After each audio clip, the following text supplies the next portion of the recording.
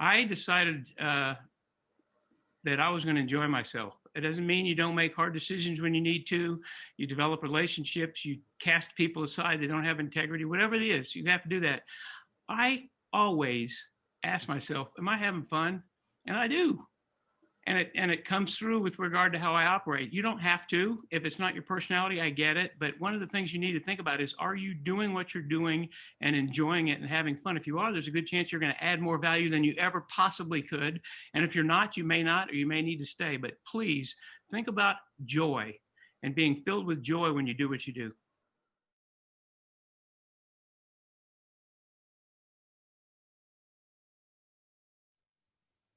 Awesome. Well, we'll get going. We'll probably have more folks join here in the next few minutes, but we can get started. This idea came back up sometime back in the fall. Some folks said, "Hey, let's do one about you, Randy," and that idea totally bored me to death to think about that. And so, but I thought, well, I'll leave it on the back burner, and when we get a gap in the schedule, I'll figure out some way to do it. And then I ended up with a gap in the schedule this week, and so I thought, well, let's come up with a fun way to do it and just talk about some of the things Harry and I have seen along the way early in the career. We don't usually talk about those as much as we talk about things today and leadership and culture today, but there are things I know I learned along the way, and I'm sure there are for Harry as well. So we thought that'd be fun to. Harry called it open mic morning, and we would just take questions and see where it went. But talk a little bit about the journey and some of the bumps in the road and the running in the walls and things we learned as we developed a leadership style and a culture style that we would later try to use to build teams. So Harry, you want to add anything inspiring to that? Hell no. I like that. That's good. Well, you wanna kick it off? By this time, everybody on this call pretty much knows about us both. Yeah. Not a lot of secrets. I'd be glad to. I actually cheated and prepared a few questions for you so I can sit here and watch you squirm. That's kind of sweet, huh? Yeah, that's bad. We're not going to do our stories. We've done that enough. I had a question. I was sitting here thinking how cool it would be for me to ask this very simply of you, Randy. And if you want to take a moment and you want me to do a little airfield while you ponder it, that's fine. The question is, you have 10 minutes to evaluate someone that's sitting across from you about whether you're going to hire them or not for a key role in your organization. What do you think about? How do you handle that? What do you look for? And you only have 10. Wow, that's interesting. Yeah, I having done that many times, I probably use half that time just being quiet, because when you're quiet, people tend to want to fill that space up and talk, and that's when they tell you the good stuff they didn't mean to tell you. Uh, and so you get past the polished, prepared answer of, hey, here's the kind of leader I am, here's the kind of person I am, here's what I want to do, and so I'll ask questions, like, tell me about the worst interpersonal conflict you ever had in your life and how you resolved it. Tell me about tell me about the worst boss you ever had and what that experience was like. So you ask these questions that make them go into some real life situations. And the first thing they generally want to give you is I'm very good at conflict resolution. And then when you just sit there quiet, for a few minutes, then they tell you about sometime they punched somebody out at work or something. It's like, okay, that's cool. Tell me a little bit more. And so you'll get, because they hate the silence and they feel like I got to tell you more. And so if you haven't really thought in a meaningful way about your experiences in life and how you want to tell those, you get uncomfortable. and so I would say anytime someone is an interview, and they should be prepared to talk about real world experiences in their life, good and bad, and what they learned from them and how they prepare for them. And you see a difference pretty quickly between the people that have learned, positive ways to be part of a team and to deal with adversity and to develop grit and to develop perseverance versus ones who don't. That's been my experience. Open-ended questions with some long pauses. What about you? I love that. One of the things you didn't say, which I knew you wouldn't, and I'm glad you didn't, is you didn't worry about these specific experiences or industries or companies somebody has worked for. Frankly, I don't give a damn. I grew up at P&G, and it's interesting. Their theory is every 18 months they move you into a different category, a different job, because they want to scare you, they want to get you fired up, and they want you to bring your skills to the new job instead of worrying about having people that know mouthwash well, or that know diapers well, or that know laundry detergent. And when you grow up in an environment like that, you're used to moving, and so it never dawns on you to say, I need somebody that has had 5 or 10 years experience in the banking business. Why? I don't care. One of the questions I love to ask them, and I think this might be from Zappos, I'd have to go back and review my notes, is how lucky and or skilled have you been in life, and what's the balance between your ability to win based on just being lucky and good, and tell me why. My theory is everybody runs into 3 or 4 whys in the road in their life. It might be 2, it might be 8, I don't care. They run into these, and sometimes you win on those whys even though you probably shouldn't. And that's because somebody else helped, or you got lucky, or you got blessed, or whatever the answer is. I love, and the reason why I asked that is exactly what you were saying, Randy. It is not an answer to a question. It is, I want to understand how someone is thinking while they're sitting there about the curiousness of that question and how they want to answer it. And I'd love you to react to my question. What do you think? Yeah, I think that's true. And I mean, where you led off with that, I know you and I are totally in alignment on that, that I don't care about pedigree and technical excellence as much as I care about people skills and relationship skills and leadership skills, particularly the higher you go in the organization.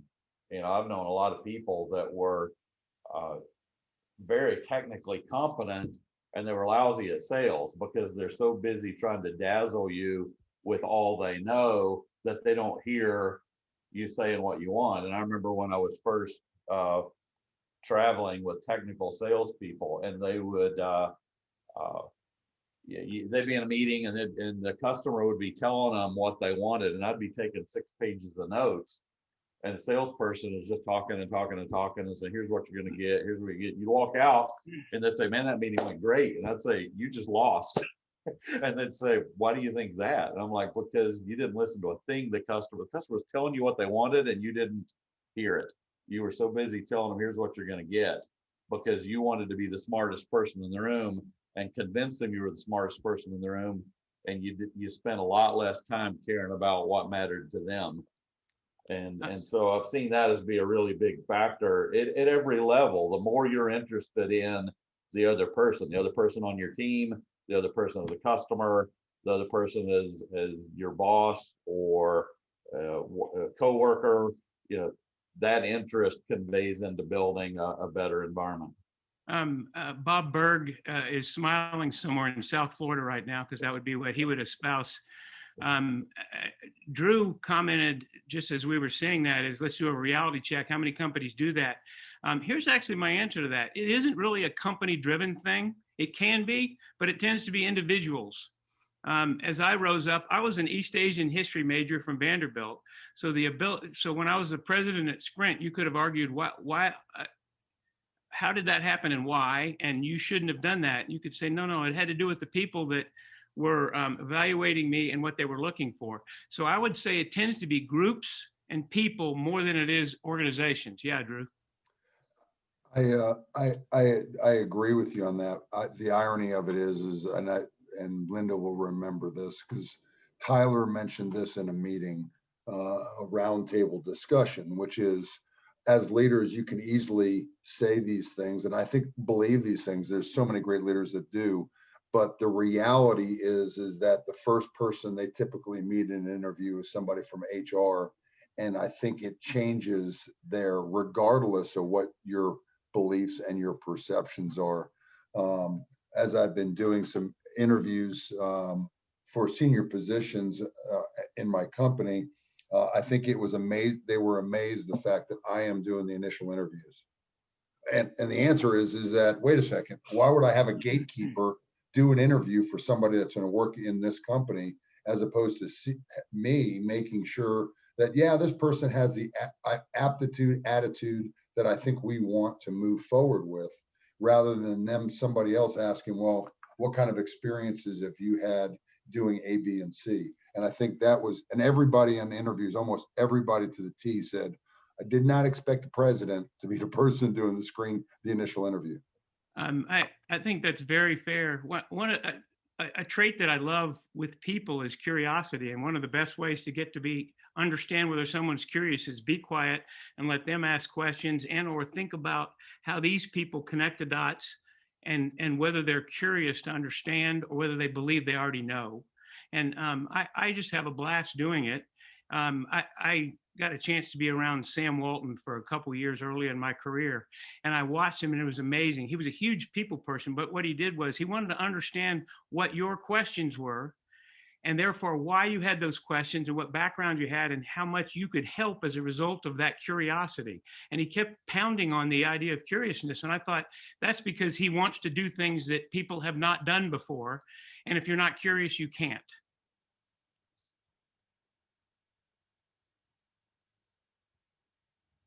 What do you think they did? I think one of the companies I have spent some time with actually asked the question in the interview, give me on a 1 to 10 scale, how lucky have you been in your life?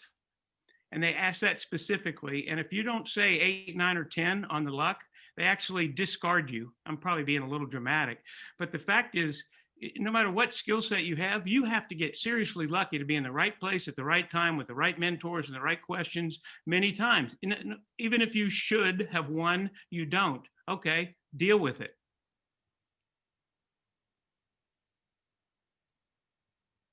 One of the things, that plays into that, and Kansas City is awesome about this, is, and I know Frank Bonura hears me talk about this all the time, of your odds at the resume casino.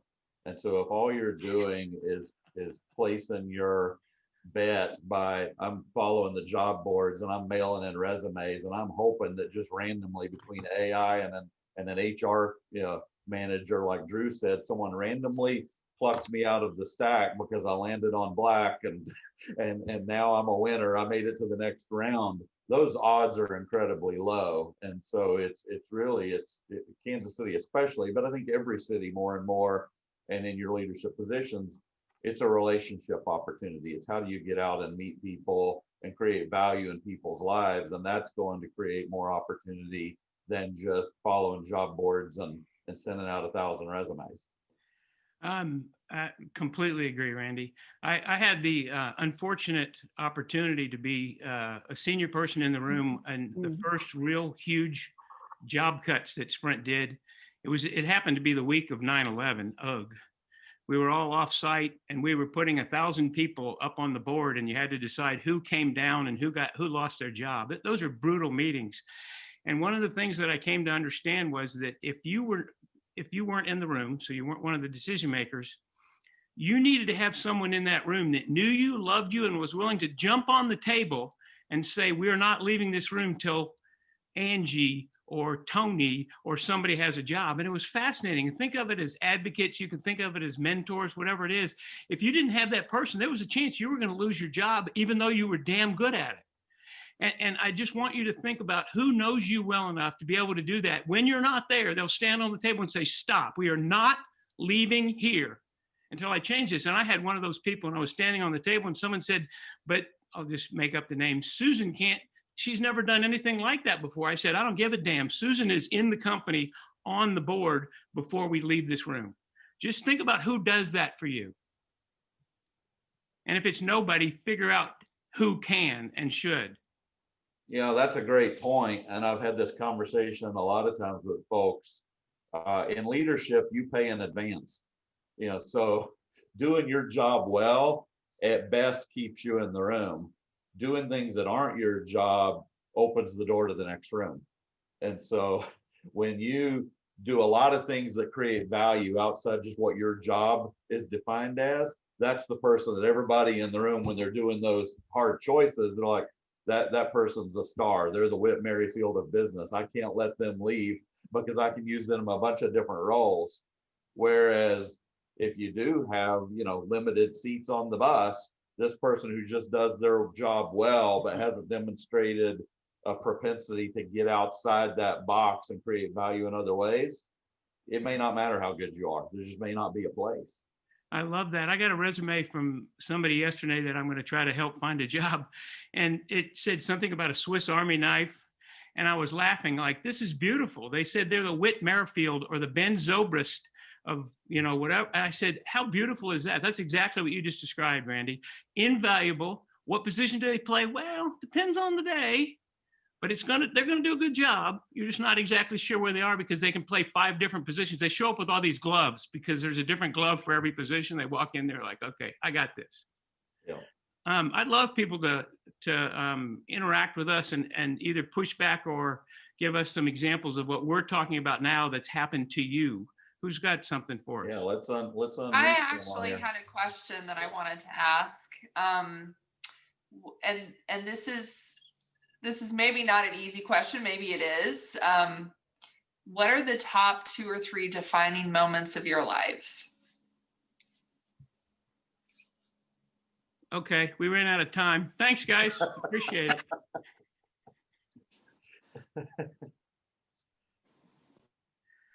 One of them was 2020. Randy, you want me to go first? You want to go? Yeah, I think one of them was 2020 and COVID. I look at that as like made me go do new things I never would have done before. If I just think about things like this and lessons in leadership, I don't think I'd ever done this. And when I get to the end of the year and I look at how many things I learned and the amazing people I got to spend time with on here every week, and I think, wow, that's crazy. I would have never done this. I would have never even thought of doing this. Hey, why don't I invite a bunch of people and let's get on Zoom and talk about leadership? And it's been the best thing I ever did in my life, I think. It's just been incredible to spend this time together. And COVID and the shutdown and the isolation made me rethink how can I go about doing what I used to like to do, which was people interaction and learning from others and getting their stories. And so there's one. What's one for you, Harry? I have 2 and they're wildly different. And I'll tell you why. The first one's personal and I'm not going to spend much time on it, but I was divorced. I got a divorce when my 2 older kids were 4 and 6. I ended up losing my job shortly after that. So I was a single dad, 2 kids, no job. And having made that decision was so right now. It was almost 20 years ago. But I will tell you, there is nothing more brutal than what I was going through mentally and emotionally. And so that absolutely has to be on there. And I would be cheating you all if I didn't say that. I'm going to move on now. The business one was different. I was at P&G and I spent 7 years there. They love liberal arts majors. They don't care if you're specific. It's an awesome place to be from. But when you leave P&G, you leave once. I think they say this about the military too. It's a great place to be from and leave well. I was leaving P&G and I had to decide where to go and what to do. And I narrowed it down to 2 final jobs, Bausch & Lomb in Rochester, New York, or Sprint in Kansas City.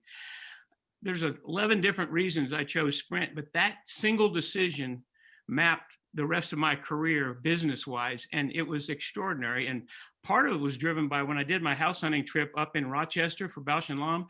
It was April 10th, and it was snowing, and I said, son of a bitch, this is out of control. I don't want to be in Rochester, so I came to Kansas City, and good things happened at Sprint. So those are my 2. Yeah, I think career-wise, there were like 2 times I took what looked like side steps, because I wanted to get around a mountain. And so career-wise, I viewed it as, okay, this isn't a promotion, but it's the right way for me to move to create forward progress. So I was in private accounting because early in my career, that was what I did, was accounting. Can't imagine why now, because I don't think I was very good at it, but I did it. And I was in Stanley Tools.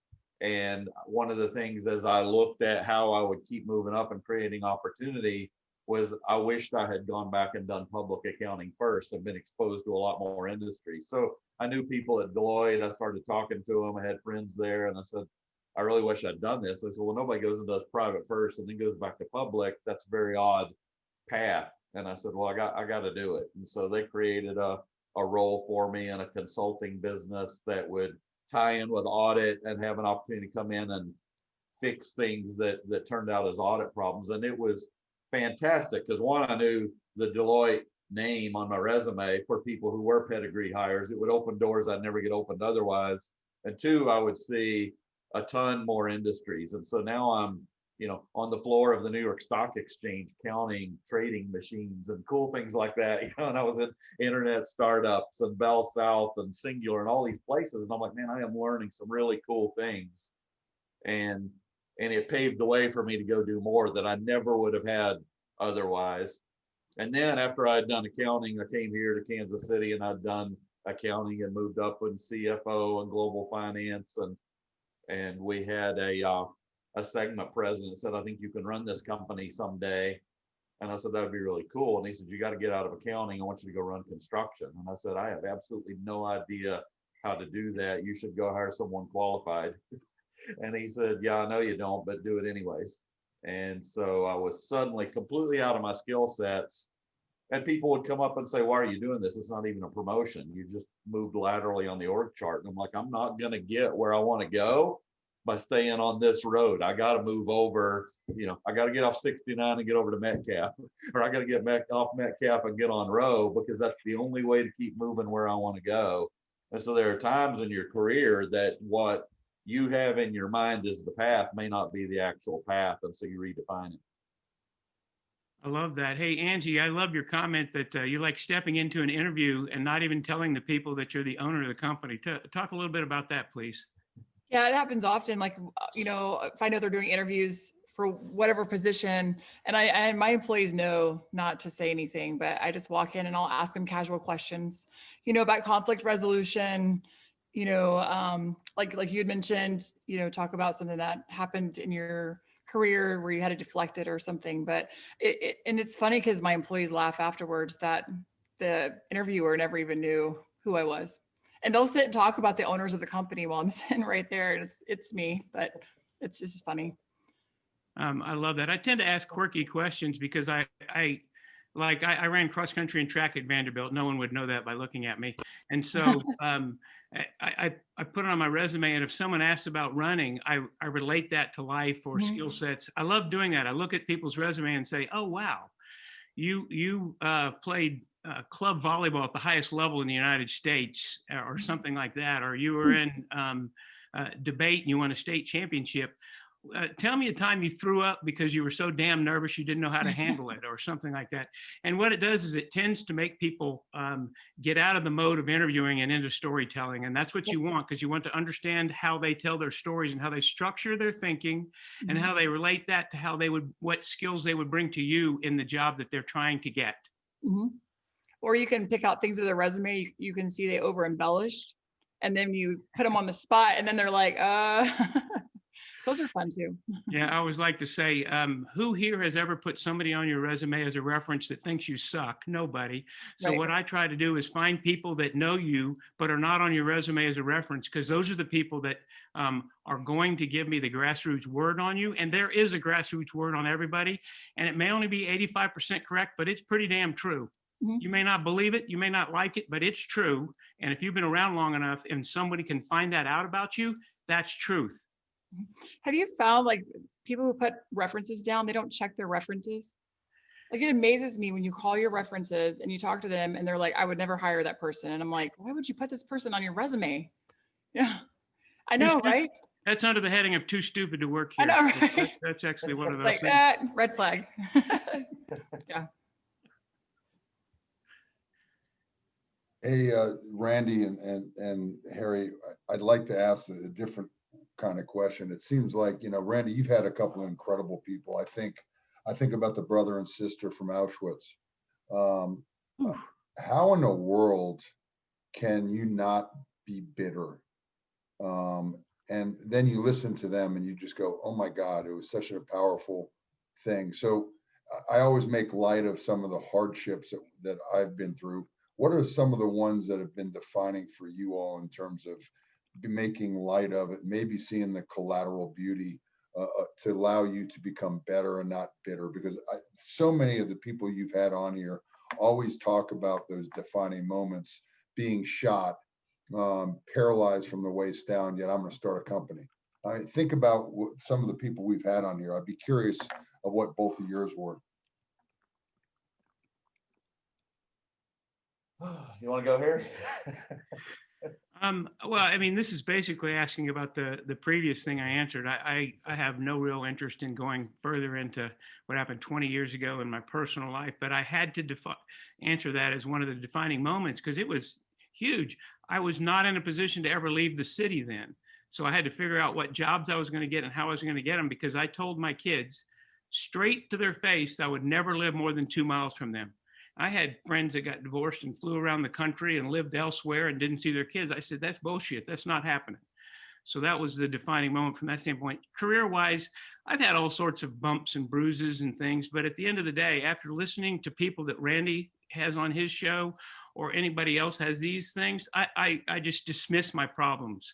My problems are nothing compared to what the dude from the USS Indianapolis is in the water and there's sharks eating the people around him. Oh, come on, Harry, get over yourself. I can feel bad because I was jobless at 39 with 2 small kids, or I can say, you know what, it was a rough 6 months. I got over it. You can't say, what about me? You can say, I got this.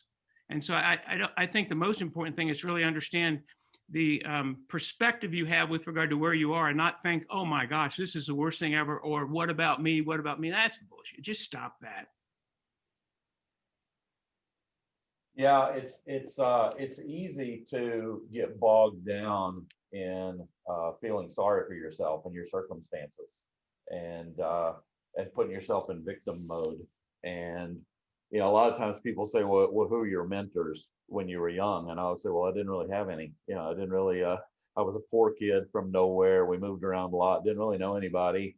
And so I didn't have any mentors, didn't have any positive mentors, definitely from a business or college or learning standpoint. And then as I've thought about it over time, I actually did, because I had a lot of mentors from books, because I was studying people that I thought did things I wanted to do. I love to read Churchill and think about how do you hold together coalitions of people from all different types of areas and difficult circumstances and build resilience and perseverance and determination in a tough situation. I love the story of Eisenhower. I read a lot of, I don't know how many gazillion book reports I did growing up on Custer. I was fascinated by Custer. This is a guy who has tremendous leadership capabilities. At times you see his compassion and care for people, and it'd be totally obliterated by ambition that would cause him to screw up. And so I just thought he was a fascinating person of the balance of how ambition and ego could overrule your good qualities. And Martin Luther King, and there were so many people I was reading and saying, okay, they went through things that are tough. I can do this too. So then when I would, bang into those walls early on, I remember when I first got out of school, everything I owned was in 2 milk crates. I got one of the milk crates. I've kept it. I thought about bringing it in here. I've still got those 2 milk crates. And I went to Atlanta and got a job and got my first check and went to the bank to open an account, and they wouldn't let me open an account. They said, we don't want people like you as customers. And I'm like, I'm trying to put money in and not take money out. And they said, you are so impoverished. We just don't want people like you here. And those kinds of things can crush you unless you just say, well, I'll be back later and show you how good I really am. And so you just don't let the bad things get you down. I had this conversation with somebody this week. Don't let what someone else thinks of you be more powerful than what you think of you. Just stay determined and keep pushing on. I love that. I want to roll back and say this again to reiterate how important it is. Get out of the mode of what about me or wow, woe is me. I spoke a couple weeks ago to the Northland CAPS group. So think of them as high flying juniors and seniors in high school. And it is an awesome group. And I kept telling them from a leadership standpoint, if you want to have impact with regard to yourself, the people around you, and the business you're working on, is you've got to get out of your own skin and say, how can I help? What value can I add? And I got to stop thinking, woe is me when things go wrong. That woe is me thing is just absolute crap. By the way, I forgot to ask, can I cuss on this call? I've already been cussing and I didn't clear that in advance. Okay. Randy, just put me on 5-second delay. It's okay. That's right. We've But got a beeper button. Yeah. you really have to get out of that mode, because what happens is if the worst thing it does is it can take you down. At least it makes you look backwards in ways that is irrelevant. And I love talking to high school students, because they really, oh my gosh, they have no idea how they should handle things and what they should do. They just know whether they're considered hot stuff. That's irrelevant. You got to really figure out what value you can have, and you got to be curious, and you got to understand what it means to be the person that does add value outside of yourself. I think Mattie's got a question. Yeah, I do. Also good to see everybody. It's been a while, been kind of crazy. I actually had a follow-up question, not the one that I put in, Harry, when you were talking about, the woe is me mentality and stuff and adding value outside of yourself. Here's a follow-up question to that. When you make a mistake and you royally F up and you did, and you have not added value, but you've actually decreased value around you, is there a way to get out of, I know there's a temptation to still go, woe is me, because I'm terrible. How do you rectify that, I guess, when you make mistakes? Well, first of all, the good thing about it is I've never made a mistake. So I'm going to let Randy answer that question. Okay, we all know that. Yeah, Randy. Yeah. I actually have a good one for this. And I was talking to a group the other day about this. Ron LeMay was my boss for a while. I was a direct report of Ron. Many of you all know who he is, at least by name, from Kansas City. And I said, he's one of the best bosses I could possibly imagine. First of all, he was so damn smart. It was just stupid. He was incredible how smart he was. But the most important thing was he told us in advance, bad news needs to travel fast. And I want to connect that directly to what you're talking about, Mattie. What he said, if something bad happens, forget the idea of covering it up or figuring out the blame. Let it travel fast, because a lot of people can help solve problems in this org. And if you can't get out of your own way to say, uh-oh, I'm going to be in trouble because I'm the instigator, therefore I'm going to try to keep that under a rock and try to solve it myself. He said, wrong, wrong, wrong. Bad news needs to travel as fast as possible. In fact, faster than good news. Good news will have believe me, it'll have plenty of people that own it. And I love that statement in relation to what you just said, Mattie, how Ron put it in that context up front with me when I first started working for him. That's really true, Harry. I hadn't even thought we were going to go that direction. But if you think about people who, over my career, I've seen lose their career, it was from hiding bad news and ethics. And usually they were interrelated. Like, okay, well, I can make this problem go away. I'll put it off. I'll steal a little revenue forward to make the quarter, or I'll push off this bad claim to make the quarter, or all of those things that you do. And if you go back to the root of those, it's a culture problem, because usually at the root of that, there's a culture of fear of failure, a fear of what that's going to do to my career. And so sometimes you see good people convince themselves to do questionable things because you're in a culture of fear. And a culture of fear will, in desperation, create those opportunities in you where if you haven't prepared in advance, these are my boundaries, you'll cross those lines. And that's why I always tell people, you got to prepare in advance. What are the boundaries? What are my ethical boundaries? And I think we had a question on here sometime. Steve asked about values. Respect, integrity, trust. I mean, those have to be everything that I hold up. Am I treating people with respect? It doesn't mean I have to like everybody, but I have to treat everybody with respect. I have to see the value that they bring to the organization. Do I do every single thing with integrity? Am I going to be willing to be fired for doing what's right? Or do I want to keep a job for doing what's wrong? And then if you do those two things, you build trust. You build trust in the organization because people start to rely on you. And if you just take those three words and weave those into your decision-making process, you can withstand those mistakes. You can screw up and be, I'm okay with this. I did the right things for the right reason. And if I lose this job, I'm going to walk out with my head held high and someone else will want me. I love that. I was just going to say, if I could, this is Janice. On a personal note, I raised 2 boys. I was a single mom for a while.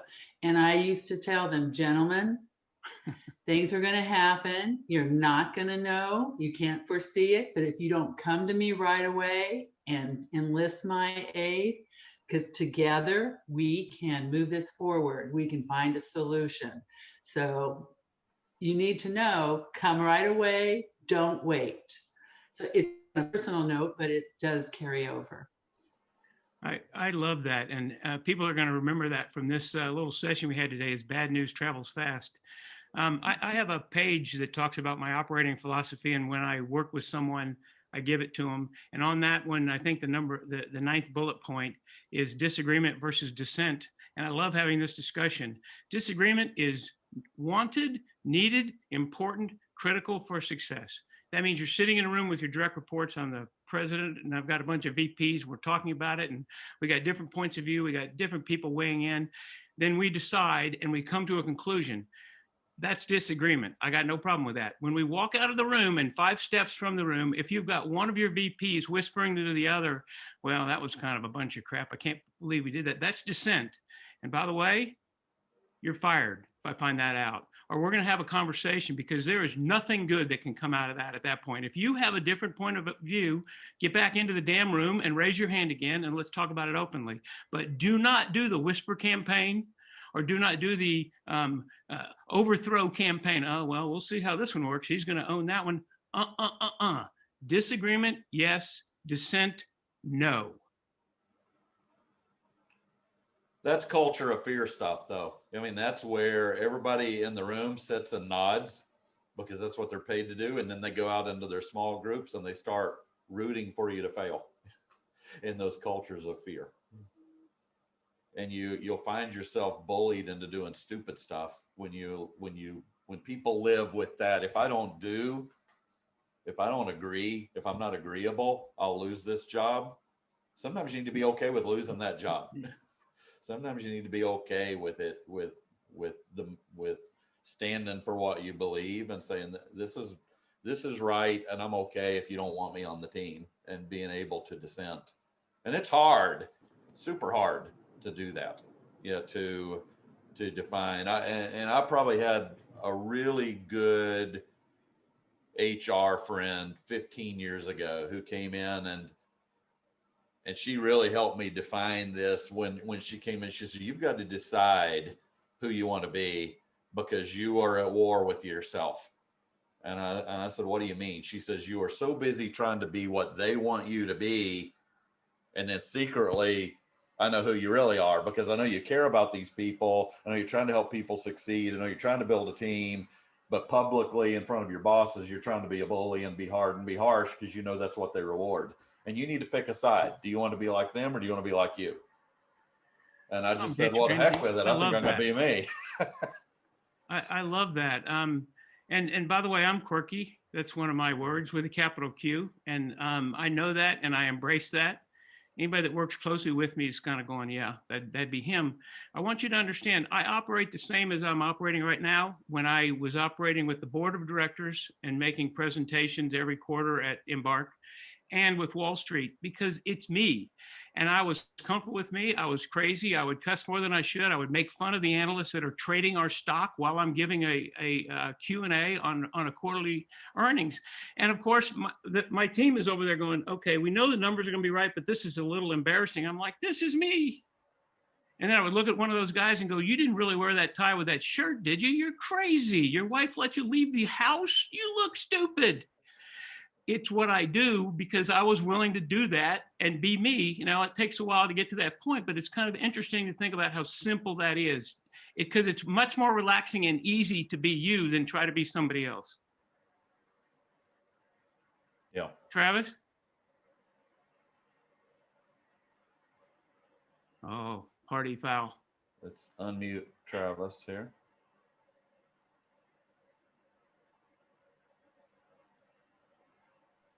Okay, there. Can you hear me? Yes, sir. So Harry, we met months back, and I've since read your book. And when I read your book, it was when the information that I was capturing from it was, this is what I was trying to do in the organization that I left 2.5 years ago. And it goes back to what Randy said earlier. Randy said, sometimes the leader has to be the one to step up and have the integrity and take the fall when the fall is going to have to be taken. And I came from an organization like that, and I always knew I was doing the right thing, but I couldn't wrap my mind around being felt like I was doing the wrong thing, even though in my mind I was doing the right thing. And so I finally, when I had to process through that, when I left, I went through a time where I was not working for a few months, and then I came onto the job I'm on now, and have been for about 2 years now. And literally in this last 8 to 9 months, all these lessons of leadership that I've learned from especially the two of you in reading your book, and Randy and some of the things you mentioned.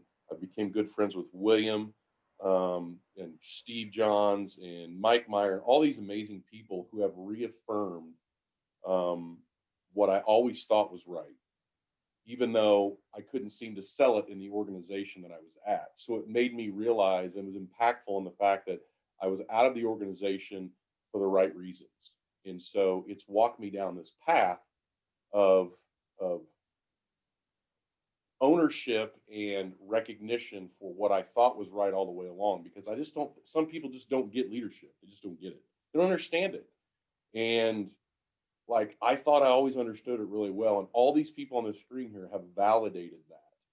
And when I started my journey kind of working out of police work, and have walked through this path of meeting all these incredible people, and half these people, 3/4 of these people I've talked to on personal conversations, continue to validate what I always thought was the right thing to do, from an integrity place, from a leadership place, from an ownership and a genuineness and a trustworthiness. And it's just been an amazing journey for me. And only because all these people, and I look at all these people on here, and I've like I said, I've talked to majority of you, and every single one of you has had tremendous impact in my life. And I owe that to you specifically, Randy, for inviting me into this organization that you have. And by the way, you are an incredible matchmaker. I don't know if you knew that. No, I did not know that. You did not know that, because there's a young lady on here that I've been spending a lot of time with, and she was one of the most impactful people that I have had an opportunity to meet through your Zoom meetings. So, and Angie Hunley. So, Wow, that's awesome. Yeah, so you're a matchmaker. I'm just letting you know that. So you're an incredible matchmaker. I will add that to my Sounds resume. like you might propose, Travis. Can we step back and let you? Are you going to do something, or what? No, I'm not going to propose. I'm not going to propose, but she is an incredible woman, and has brought extreme value to my life, and that would have never happened without you. Wow. So That's cool. That's awesome. There are amazing people on this call, and I look forward to it every Thursday. It's just the highlight of my week. Spend time with everybody on this call. Hey, Randy. Hey, Randy. Oh, go ahead. Go ahead, Eric. One of the things that I talk about briefly in the book, and I used to have a speech on it and I threw it away because I couldn't get enough meat around it, is something I truly believe in, that life is won and lost at the margin. I think there's a few things you're really, really good at and a few things you're really, really bad at, but almost all of life is spent near midfield. And you're going to be a 51-49 winner or a 49-51 loser on things just because everything is so tight. You're not that much better than most people. And so what I think is you need to pay attention to some of these simple lessons with regard to communication, how you carry yourself, how you treat people, because that may very well change a 49-51 loser into a 51-49 winner. And one of the things that Sam Walton and David Glass both said, and I heard them as they were talking about, is the cumulative effect of winning all those things barely is a tidal wave. And I thought, wow, that's very cool. Just continue to go after it because it's won and lost at the margin. Could you react to the idea of what I think a lot of life is right there at the margin, whether you win or lose? You know, I hadn't thought about that way. That's interesting. And when you go back and think about just the differences in business, like in my last company, we used to say we're not going to win by talking about how bad our competitors are. Let's just acknowledge they make good product too. Our only difference can be to be a little bit better people. So that when you think about it, wow, I could order from all three of these people and I'll plug it in, I'll turn it on, it'll run just fine. But who do I trust if I got a problem? And that's the character part and the relationship part and the people part that's outside of product and features and benefits. And so let's just try and build relationships and be really high quality people that your customers trust, or the people that you work with trust. When your people choose whether to come to work with you every day, it's really based on, do I want to be here? Do I want to spend my day here with these people? Do I feel like this is a company that makes a difference? Do I feel like my job makes a difference? Do I feel like I will add value to my life by being in this? And these days, people are much more mobile. And if they don't feel that, they're going to go. They're going to go look for it and seek it out somewhere else. And so I don't think those differences are huge when you think about pay or benefits or those things. Those aren't the deciding factors. It's really, does a customer want to have a relationship with you? Does a worker want to have a relationship with you and be on your team or not? And those things are, yeah, you're right. That's probably not a huge difference between you and where they went or you and where they came from. And so you could really swing that needle dramatically.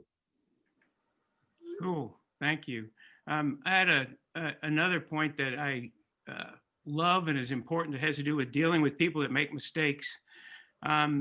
We found something out, and I'm going to tell this story quickly. I was running the consumer business at Embark, and we had 3,000 people on the phone taking care of problems and doing sales on the phone in call centers of a couple hundred people. And I said, our customers, do they love us? Do they not? How much do they spend with us? And we did all this data pulling. And then it stunned me to turn out that the people that we had screwed up, like we messed up their billing and they had to call us and we had to resolve it, they actually had much longer tenure and they spent more with us. And I said, we need to find out more about this. Well, it turned out they know you're not going to be perfect. You've messed up. You've shown them that you'll fix it and you care, and therefore they love you. And the people that we had never screwed up with, never, didn't stay as long because they didn't know those things. So I just want you to think about how the powerful lesson you have of when you make a mistake, call it forward, deal with it, own it, and take care of it. My next step at that point was to say, I think we need to screw everybody up in our base and then fix it, and then they'll love us more. I'm kidding. No. I think André was about to ask a question.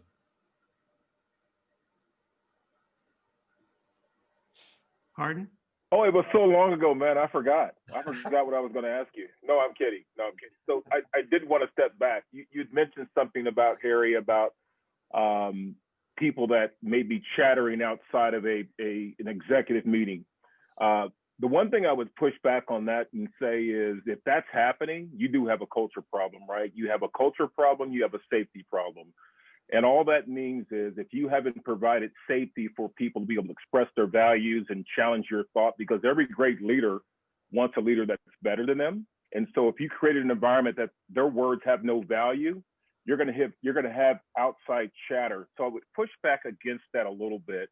And then also, you can't be the smartest one in the room too. Whether you're running the company or not, you can't be the smartest person, because if you are, you need to find a different crowd. So what I would do is make sure that if you're in a leadership role or you're managing people and you're trying to groom leader, and by the way, leaders' jobs are to develop other leaders. That's what we do. That's why we exist. And so if you haven't went to those leaders and told them that you can bring up anything, you're safe, nothing about bringing up ideas will get you fired, chastised, etc. We want your input.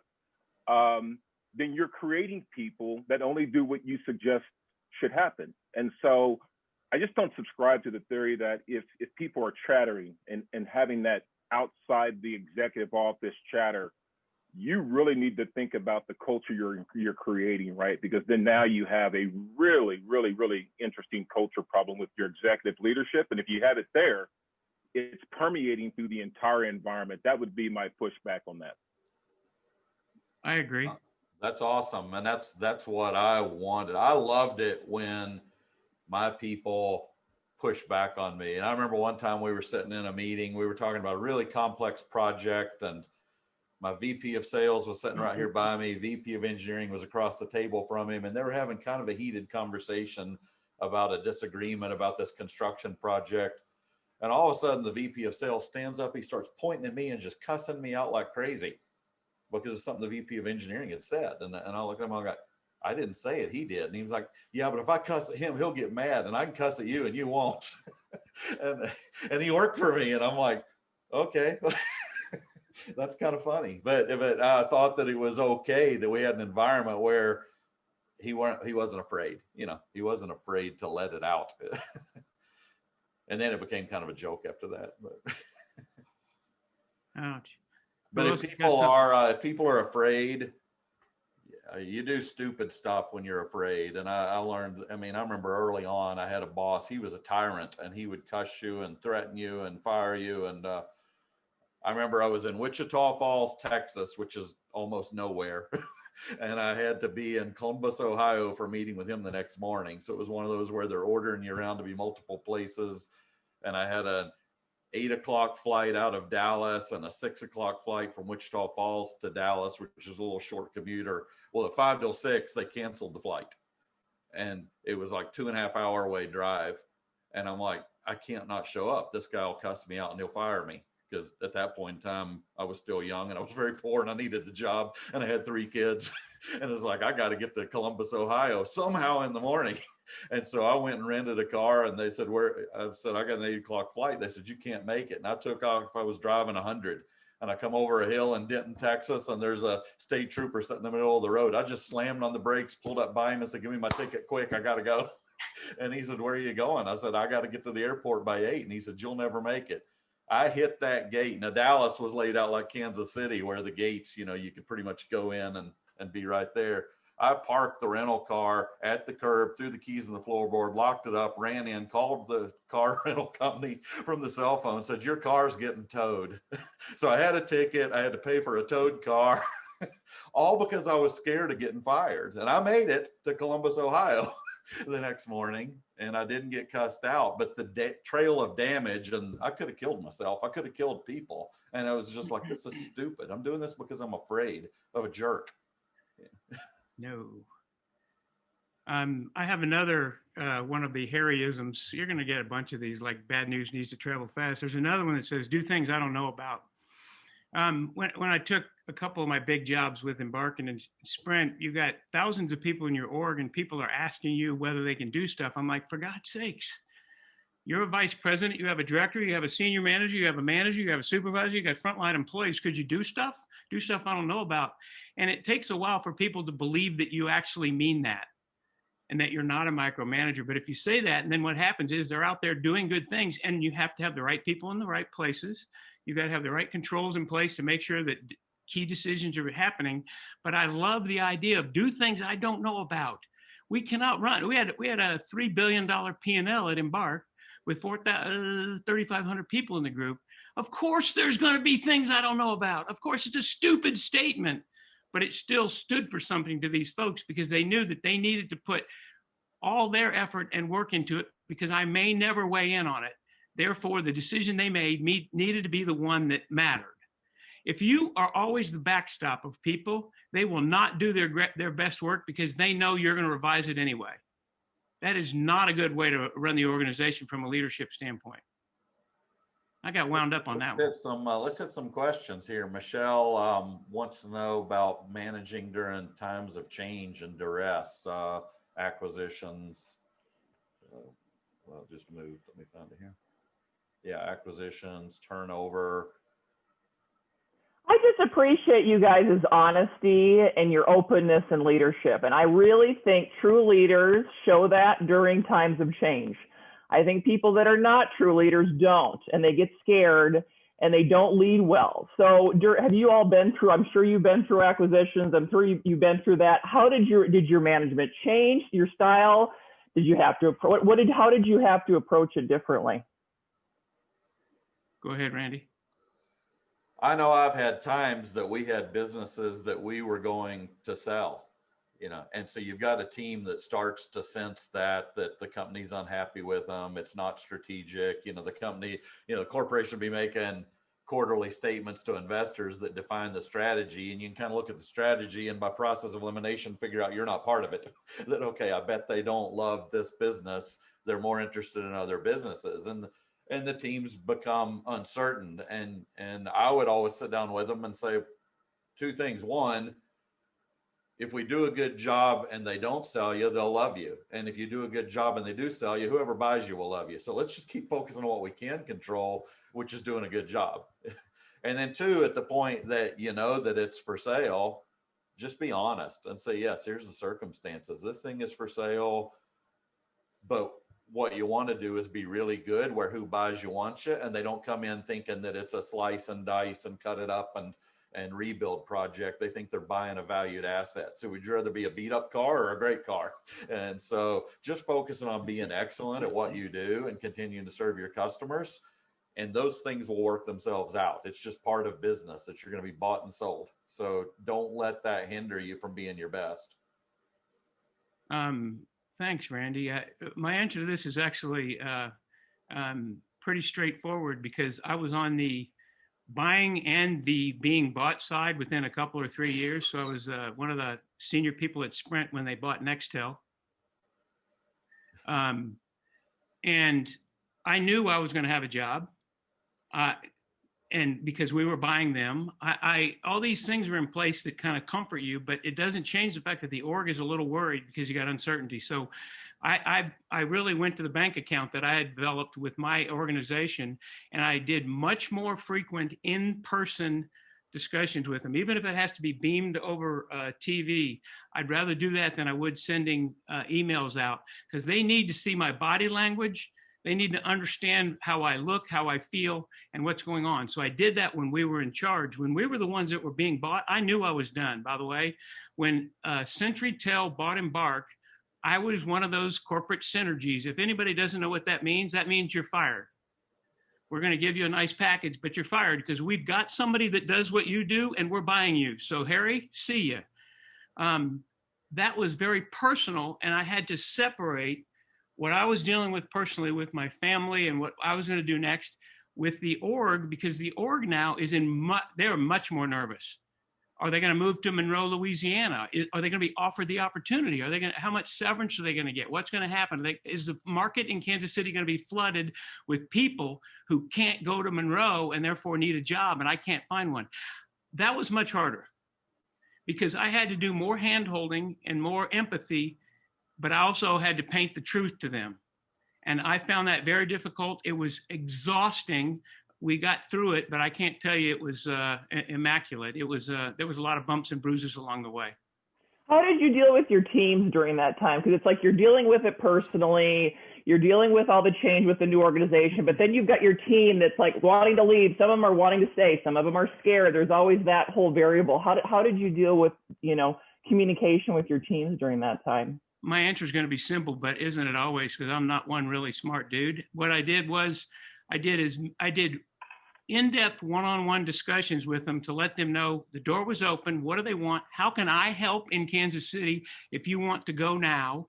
Who do you need to know? Can I connect you? So I did that one-on-one with people.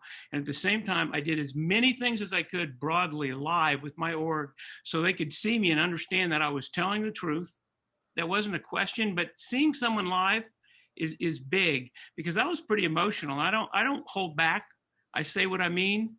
And when they understood that, I think they understood that I had empathy for them. Even if I couldn't help them, it's a possibility that I'm going to fight to the end for them.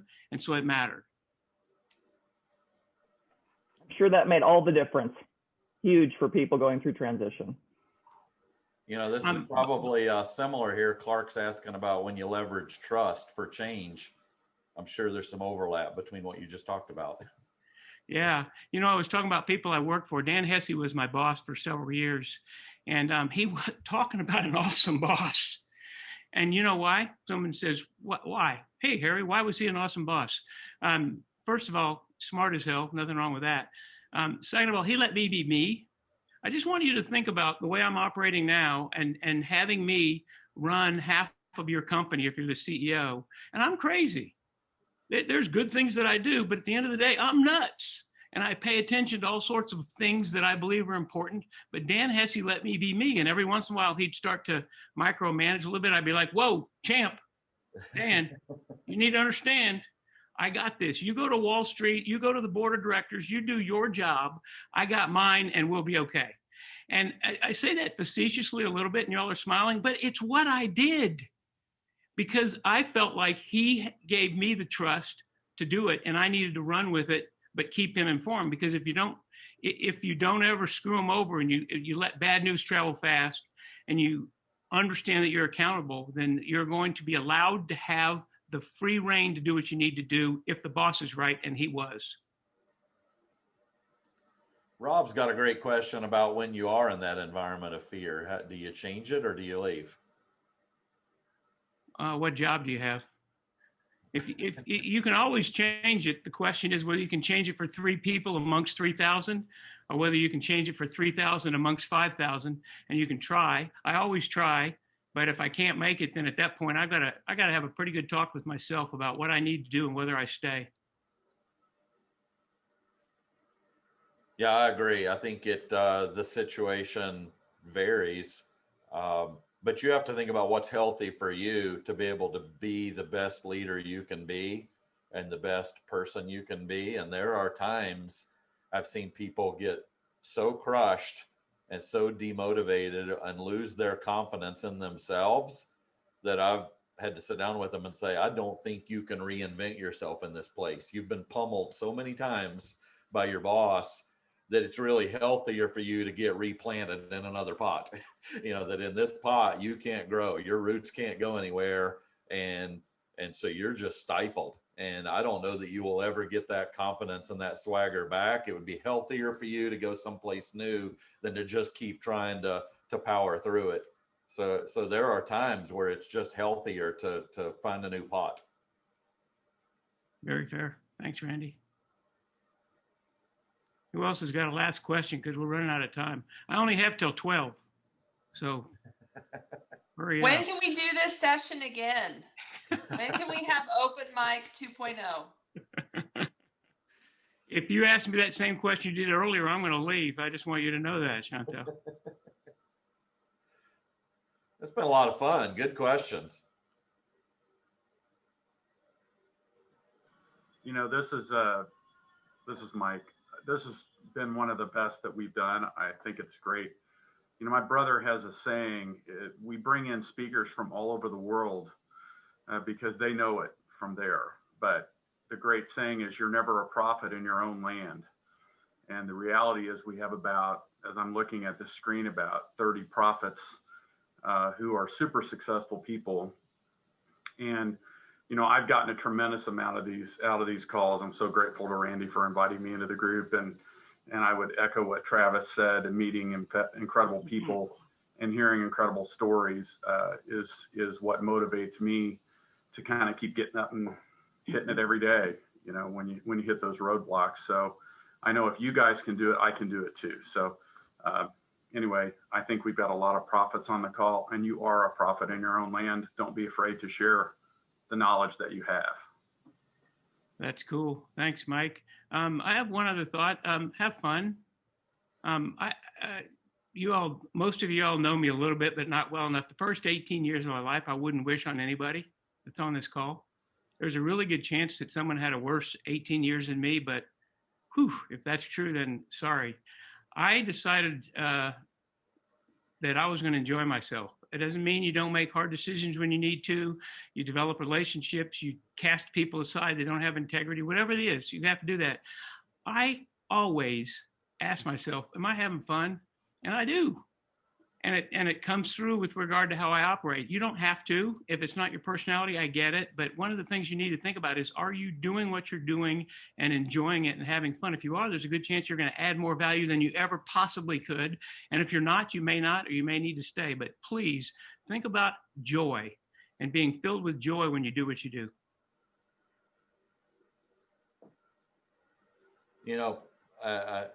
The world needs us to do what you all do. When you look around at what all's gone on in our world, particularly over the last year, people have a sense of hopelessness. that I don't know how to make my life better. I don't know how to better and so hopelessness turns into despair, which turns into anger, which turns into riots. And so as leaders, we have tremendous opportunity to positively influence this community wherever we're at and the people around us, and show them that you have the power to go be you, and that who you are is really valued. And so I know you all do that, but don't ever you can just look at the news any day and the world needs what you all do. So don't give up hope on that. I love it. But don't forget, I spent 18 months as a brand manager of Metamucil. So I just want you to think about what you're doing and whether you like what you do and whether you can bring joy to it. I was the number 1 and the number 2 business. Hey, Harry, I don't know. Do we have enough time for you to speak to the gift that you received from the Embark employees? Do we have time to? That's one of the greatest stories I've ever heard. Maybe we don't, but I'll save that. We'll leave that as suspense, Frank. Thank you. I don't think I can get through it, by the way. okay. Well, awesome. Okay. Randy, thank you. Thanks, Harry. This was fun. It was great. And thanks everybody for your questions. Thanks, Travis, for expanding my story. Y'all have a great day. That came from 2020. All right, everybody have a great week. We'll talk to you later. Peace. Thank you. Guys, Bye. have Bye. fun. See ya.